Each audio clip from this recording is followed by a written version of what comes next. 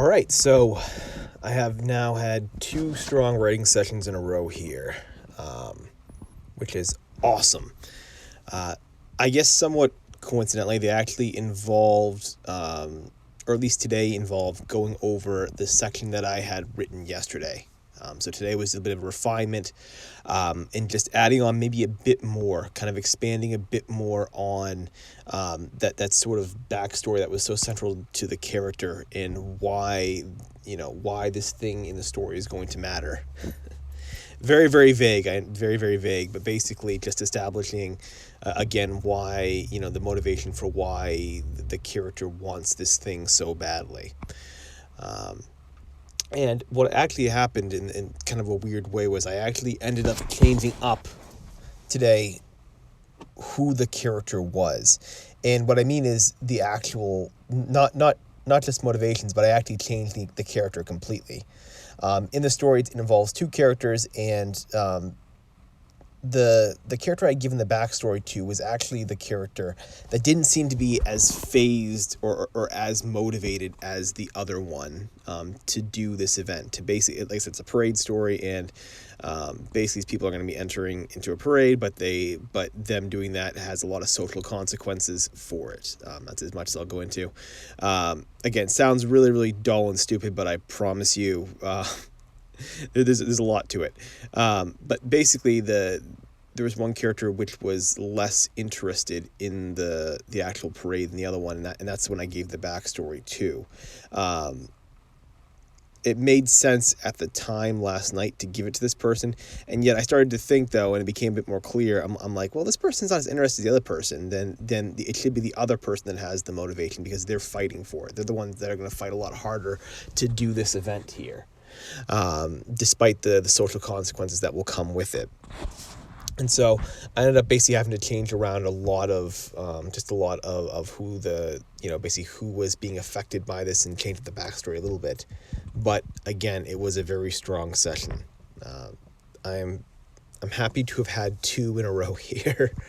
I've spoken before a lot about how when it comes to writing projects, any sort of writing project really, I tend to find the first couple of weeks are amazing. The first few days, first few weeks, that's when the most motivation is. That's when your writing is the strongest too. It just feels that way. I don't think it's actually true that your writing is the strongest at the beginning. Otherwise, people would never continue writing stories. They would just stop. But I do think that it feels that way. It's a certain feeling, basically, that you're on a roll, that you're working towards something. And I think it's because you don't hit your first real issue probably until little ways into the story. What I'm saying is that when it comes to these tales, when it comes to these stories, what I think derails people, but makes people think they're not writing something that's good, is they run into their first obstacle.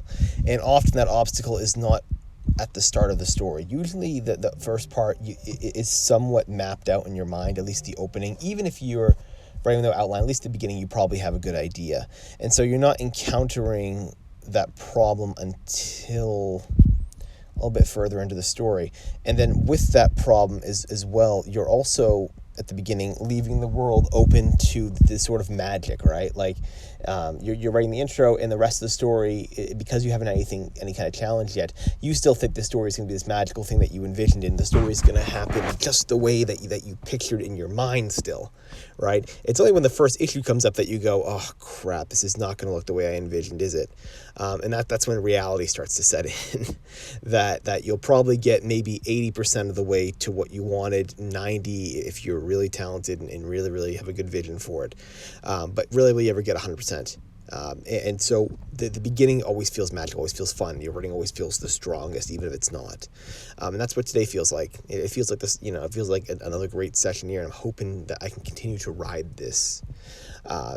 My advice is, in the beginning, is to get a lot done. I'm taking this very, very slow, just because I want to kind of approach this very methodically here. But there's something to be said for doing a lot in the beginning. Just grinding through it and cranking out, an amazing amount of work right in the beginning, because you have the most motivation, because the work is so strong, and it will kind of springboard you forward. At least hopefully, it'll kind of keep you going, especially if you struggle with momentum, or kind of maintaining a sort of motivation. Having a strong writing in the beginning is the best way to do it. And so with that, I'm going to sign off here. I'll be back tomorrow. I do hope you're enjoying this vlog, and I will see you all next time.